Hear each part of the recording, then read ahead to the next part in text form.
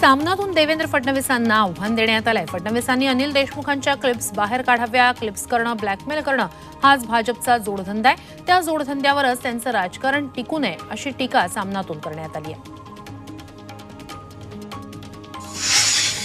दिल्लीतील नीती आयोगाच्या बैठकीवरून संजय राऊतांनी राज्य सरकारवर निशाणा साधलाय। राज्यावर 8 लाख कोटींचं कर्ज आहे। हे कर्ज कुणी केलंय? नीती आयोग नीतिमान असेल तर शिंदेंना प्रश्न विचारेल असा चिमटा राऊतांनी काढलाय।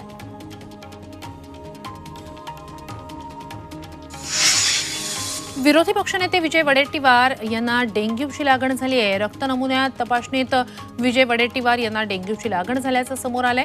काल प्रकृती बिघडल्यानं खासगी रुग्णालयात त्यांना दाखल करण्यात आलं होतं। त्यांच्यावर नागपुरात उपचार सुरू आहेत। चंद्रशेखर बावनकुळे यांनी वडेट्टीवारांची भेट घेऊन विचारपूस केल्याची माहिती समोर येते।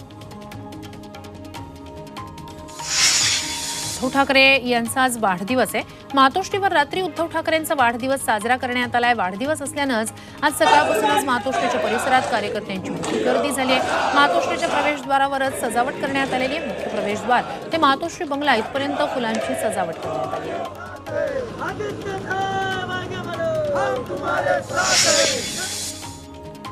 सांगलीत उद्धव ठाकरेंच्या वाढदिवसानिमित्तानं शुभेच्छांचे बॅनर लागलेत। बॅनरवर उद्धव ठाकरेंचा मुख्यमंत्री असा उल्लेख करण्यात आलाय। ठाकरे गटाचे नेते चंद्रहार पाटील यांनी सांगली शहरासह जिल्हाभर अशाच प्रकारची बॅनरबाजी केली आहे।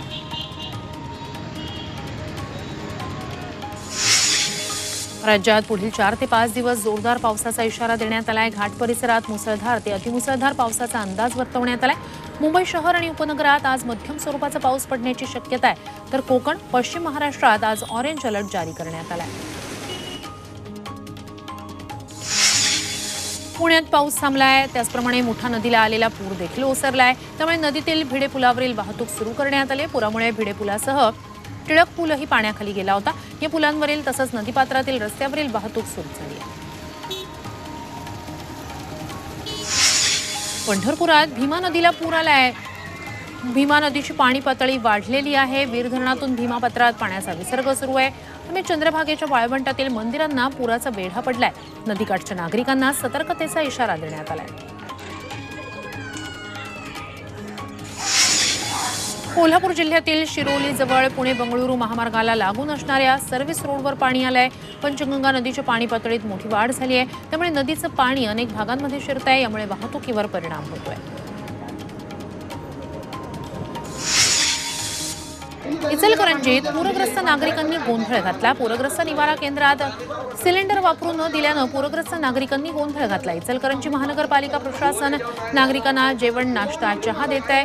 असं असतानाही काही नागरिकांनी आम्हाला सिलेंडर वापरायला परवानगी द्यावी अशी मागणी केली।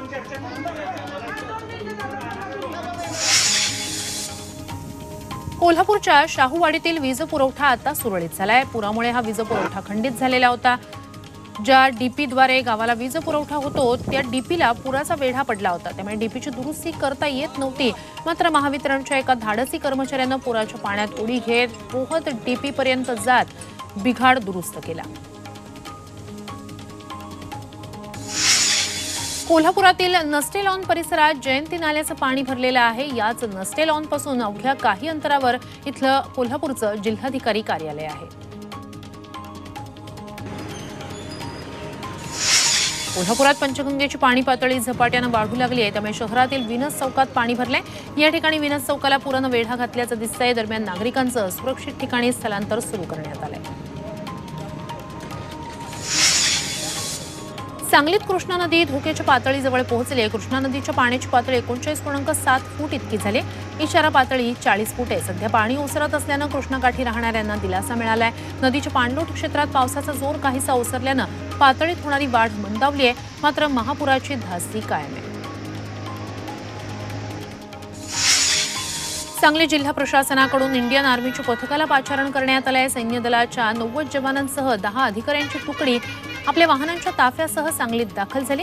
कृष्णा पाणलोट क्षेत्रात पडणारा पाऊस आणि कोयना धरणातला विसर्ग याच पार्श्वभूमीवर पूर परिस्थिती अधिक गंभीर बनली, तर खबरदारी म्हणून या पथकाला पाचारण करण्यात आलंय। मावळमध्ये पावसात पारंपरिक नृत्य करत गाणी म्हणत उत्साहानं भात लागवड सुरू आहे। मुसळधार पावसामुळे इथली भातशेती वाहून गेली होती। मात्र कृषी विभागाच्या मदतीनं पुन्हा एकदा शेतकऱ्यांनी लागवडीला सुरुवात केली। धुळे जिल्ह्यात गेल्या 2 दिवसापासून पावसानं उसंत घेतली आहे. त्यामुळे आता शेतीच्या अंतर्गत मशागतीच्या कामांना सुरुवात झाली. जिल्ह्यात खरीप हंगामाच्या एकूण 94% पेरण्या पूर्ण झाल्या आहेत. यंदा कापसासोबत मका पिकाचं क्षेत्रही वाढलं. अमरावतीत डीएपी खताच्या बॅगेत चक्क माती टाकून विकल्याचा धक्कादायक प्रकार उघडकीस आलाय. या प्रकरणी पुण्यातील खत निर्माण करणाऱ्या रामा फर्टिकेम लिमिटेड या कंपनी विरोधात गुन्हा दाखल करण्यात आलाय. जिल्ह्यात आतापर्यंत या कंपनीच्या तब्बल 5400 खतांच्या बॅगांची विक्री करण्यात आली. या बॅगांची तपासणी करण्यात आली असता हे खत अत्यंत निकृष्ट दर्जाचं असल्याचं आढळून आलंय. रत्नागिरीतील संगमेश्वरमध्ये गवे दिसल्यानं भीतीचं वातावरण पसरलंय. संगमेश्वरच्या आंबवमधील कालीश्री मंदिर परिसरात 5 ते 6 गवे कळपानं फिरत असल्यानं स्थानिक दहशतीत आहेत. या गव्यांनी शेतीसह भाजीपाल्याचं नुकसान केलंय. या गव्यांचा वनविभागानं बंदोबस्त करावा अशी मागणी ग्रामस्थांकडून करण्यात आली आहे. साताऱ्याच्या सासपडे गावात बिबट्याचा वावर पाहायला मिळाला. कृषी सेवा केंद्राच्या सीसीटीव्हीत हा बिबट्या चित्रित झालाय. या बिबट्यानं गेल्या 15 दिवसात 10हून अधिक कुत्र्यांचा फडशा पाडलाय. दरम्यान बिबट्याचा बंदोबस्त करण्याची मागणी होतीये. पश्चिम रेल्वेवर आज रात्रकालीन ब्लॉक घेण्यात येणार आहे. तर मध्य आणि हार्बर मार्गावर उद्या मेगा ब्लॉक असणार आहे. पश्चिम रेल्वेवर बोरिवली ते भाईंदर स्थानकांदरम्यान अप आणि डाऊन धीम्या मार्गावर मेगा ब्लॉक असणार आहे. तर उद्या मध्य रेल्वेच्या माटुंगा आणि मुलुंड स्थानकांदरम्यान मेगा ब्लॉक घेतला जाणार आहे. मुंबई उच्च न्यायालयाच्या परिसरात प्लास्टिक बाटल्या, प्लास्टिक बॅग, प्लास्टिकचे उत्पादन वापरण्यास बंदी घालण्यात आली. मुख्य न्यायमूर्ती DK उपाध्याय यांच्या निर्देशानुसार उच्च न्यायालयाचे रजिस्ट्रार जनरल यांनी याबाबतचं एक परिपत्रक जारी केलं.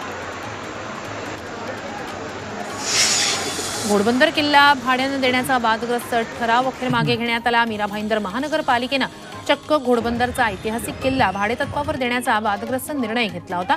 मात्र शिवप्रेमींनी याबाबत आक्षेप घेतल्यानंतर महानगरपालिकेनं आपला ठराव मागे घेतला.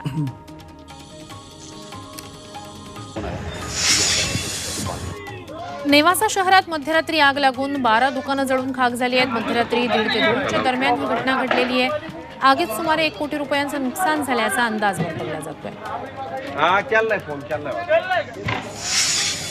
सोलापूरच्या कुंभारी परिसरात अवैध दारू वाहतुकीवर कारवाई करण्यात आली. राज्य उत्पादन शुल्क विभागानं कारवाई करत 1,90,000चा मुद्देमाल जप्त केलाय. 3 दिवसांच्या मोहिमेत एकूण 20 गुन्हे नोंदवण्यात आलेत.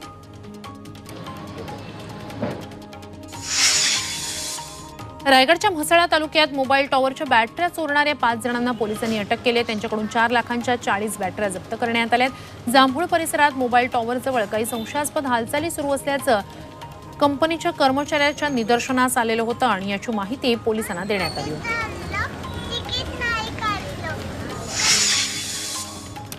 यवतमाळच्या घाटंजी तालुक्यात पत्नीनंच प्रियकराच्या मदतीनं पतीची हत्या केली आहे. राजूरवाडीत ही घटना घडलेली आहे. अनैतिक संबंधातून पत्नीनं पतीचा निर्घृण खून केलाय. या प्रकरणी पोलिसांनी शिताफीनं तपास करत गुन्ह्याची उकल केली आहे. तसंच दोन्ही मारेकऱ्यांना अटक केली आहे.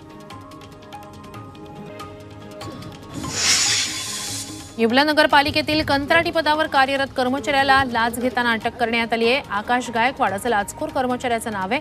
लेआउट मंजुरीसाठी लाच स्वीकारताना एसीबीनं ही कारवाई केली आहे. मुंबई ते नागपूर जाणारा राष्ट्रीय महामार्ग खड्डेमय झाल्याचं पाहायला मिळतंय. पावसामुळे अनेक ठिकाणी खड्ड्यांचा अंदाज न आल्यानं महामार्गावर अपघात होत आहेत. जळगाव शहरातील आकाशवाणी चौक, इच्छादेवी चौक या महत्त्वाच्या चौकांमधून नागरिकांची वाहतूक सुरू असते. रोजच नागरिकांना जीव मुठीत घेऊन प्रवास करावा लागतोय.